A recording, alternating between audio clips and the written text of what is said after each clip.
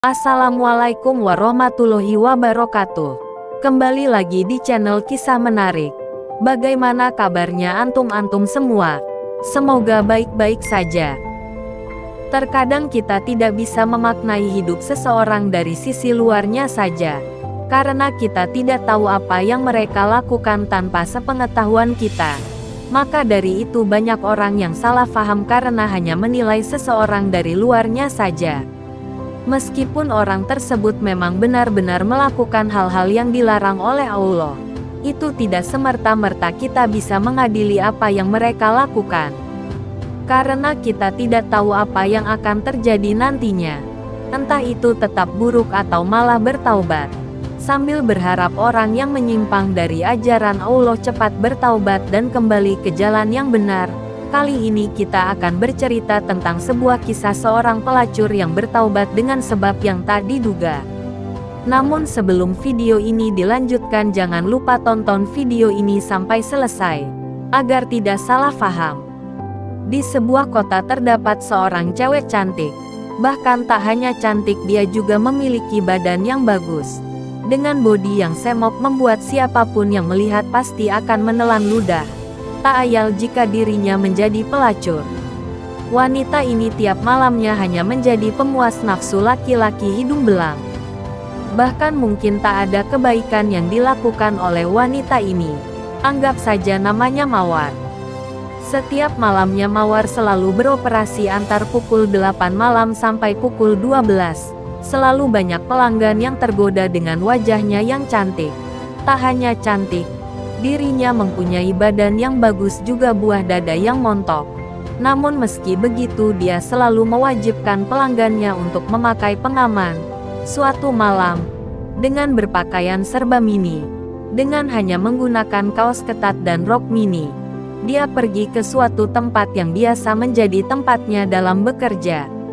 Malam itu, ketika dia sedang beroperasi sambil menawarkan dirinya bagaikan dagangan kepada seorang laki-laki, terdapat mobil keluarga yang berhenti membuat Mawar langsung menghampirinya.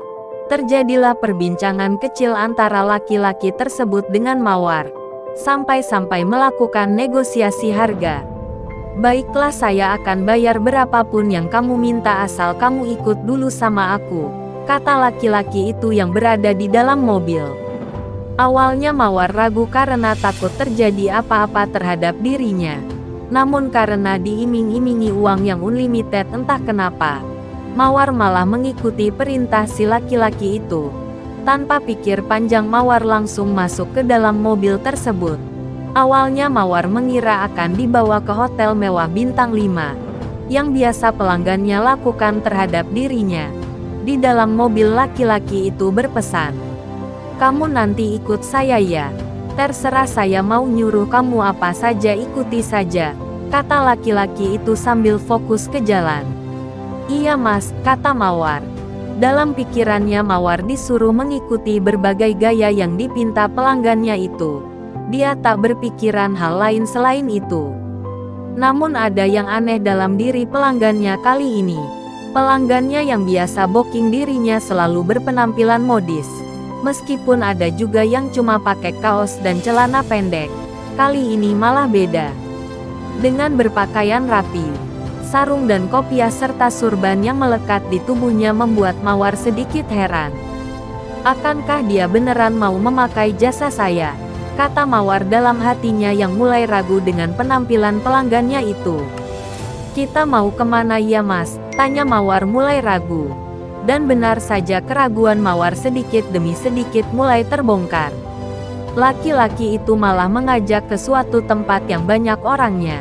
Tak lama dari itu banyak orang yang menghampiri mobil mereka.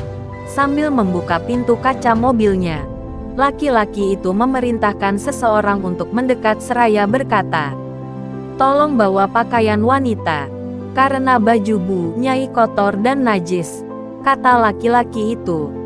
Namun Mawar tak dengar akan ucapannya karena bunyi salon yang menggelegar. Sejurus kemudian orang yang diperintah itu langsung pergi entah kemana. Sedang Mawar yang berada di dalam mobil mulai curiga dia mau pergi dari tempat itu namun sudah terlanjur.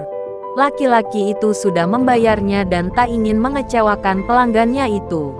Akhirnya dengan terpaksa dia mengikuti perintah sang pelanggan. Tak lama dari itu seseorang datang dengan membawa baju yang serba tertutup yang disertai dengan hijab. Coba kamu pakai baju ini dulu. Setelah itu kamu ikut saya. Kalau sudah dipakai bajunya kamu langsung turun, kata laki-laki itu sambil memberi baju tadi dan keluar dari dalam mobilnya. Di sana laki-laki itu disambut dengan meriah oleh orang banyak. Banyak orang yang sungkeman terhadapnya namun tanpa diketahui oleh Mawar karena dirinya sibuk sedang ganti baju. Setelah selesai ganti baju sang pelacur yang bernama Mawar tadi keluar dengan penampilan yang berbeda. Awalnya dirinya merasa tidak nyaman memakai baju yang dia pakai sekarang. Karena serba tertutup bahkan harus memakai hijab yang sudah dia tinggalkan sejak masih belia. Ketika turun dari mobilnya, dia langsung disambut dengan ramah oleh jamaah wanita di saat itu. Banyak orang yang mau sungkeman terhadap dirinya, karena mengira dirinya istri dari laki-laki tersebut, yang ternyata adalah seorang kiai. Sedangkan Mawar sendiri tangannya gemetaran ketika melihat banyaknya orang yang ingin sungkeman terhadap dirinya. Biasanya jika melayani pelanggannya dirinya memegang kemaluan pria. Sekarang malah banyak yang mau sungkeman terhadapnya. Hal itu membuatnya tersentak seakan ada aliran listrik yang membuat dirinya sadar. Jika selama ini dirinya dianggap hina karena seorang pelacur, kali ini dirinya diagungkan oleh banyak orang. Karena dikira istrinya kiai. Ketika sampai di suatu tempat, dirinya disambut dengan hidangan yang serba mewah. Mawar sungguh tak menyangka wanita kotor seperti dirinya bisa dimuliakan. "Sampean istri kiai ya?" tanya salah satu di antara mereka yang menyambut kedatangan Mawar. Sedangkan Mawar sendiri kaget mendengar hal itu. Dia bingung mau menjawab apa. Di suatu sisi dia bukan istrinya laki-laki yang membawanya. Namun di sisi lain dia tidak ingin menimbulkan fitnah jika dirinya mengaku kalau dirinya bukan istrinya. Meskipun bisa saja Mawar mengaku kalau dirinya adalah saudaranya. Dan dengan berat Mawar menganggukkan kepalanya. Tak lama dari itu, Mawar mendengar suara laki-laki yang membawanya itu. Ternyata benar pelanggannya itu tak lain adalah seorang kiai dan penceramah. Hal ini membuatnya merasa tidak enak berada di tempat yang sekarang ini, di mana wanita kotor berada di tempat mulia. Hal ini membuatnya menangis hingga air matanya menetes. Setelah acara selesai untuk kedua kalinya, Mawar si wanita pelacur diperlakukan dengan baik meskipun dirinya adalah wanita kotor. Hal ini membuatnya tak bisa meneteskan air matanya ketika semua jemaah wanita berebutan untuk sungkeman terhadap dirinya, karena mengira dirinya adalah istri kiai tersebut.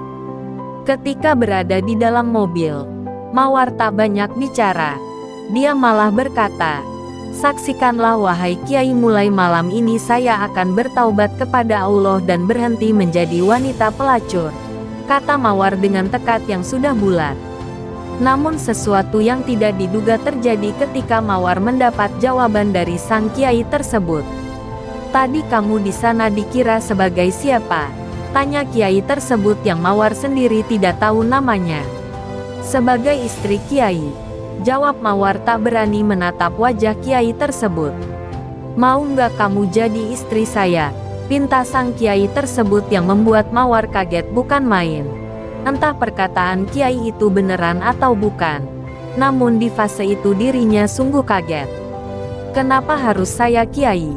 Saya cuma wanita kotor yang sudah dijamah oleh banyak laki-laki," tanya Mawar tak percaya dengan ucapan kiai tersebut. "Karena saya melihat keseriusan kamu dalam bertaubat. Lalu siapa yang akan menuntun kamu bertaubat jika bukan aku?" ucap kiai tersebut membuat Mawar kembali menangis tak percaya dengan takdir Tuhan yang masih sayang terhadap dirinya. Nampaknya Allah masih ingin menjaga Mawar dari pembuatan yang tercela itu, hingga mengirim seorang pendakwa sebagai hadiah dari niat tulusnya dalam bertaubat. Itulah kisah seorang wanita pelacur yang bertaubat dengan jalan yang tak disangka-sangka. Kisah ini hanya fiktif belaka. Hanya ilusi dari kami. Kami mohon maaf jika terjadi kesamaan dalam nama, tokoh, maupun alur cerita. Karena semua cerita ini murni karangan belaka.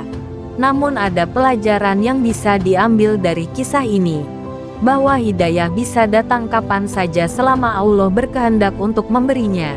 Karena hidayah itu urusan Allah bukan urusan manusia. Bahkan Nabi Muhammad pun tidak bisa memberi hidayah kepada umatnya. Jangan pernah berhenti berharap seraya berusaha untuk berubah dari perbuatan yang membuat kita jauh dari Sang Maha Esa. Dan jangan pernah menilai buruk seseorang meskipun sudah terlihat buruk. Karena kita tidak ada yang tahu apa yang akan terjadi nantinya. Semoga video ini bisa menyadarkan kita bahwa Allah sejatinya sayang kepada hambanya. Terlebih bagi hambanya yang taat terhadapnya. Dan semoga yang menonton video ini senantiasa mendapat lindungan dari Allah Subhanahu wa Ta'ala. Dan mendapat syafaat dari Nabi Muhammad Shallallahu Alaihi Wasallam kelak. Amin ya robbal alamin. Cukup sekian, wassalamualaikum warahmatullahi wabarakatuh.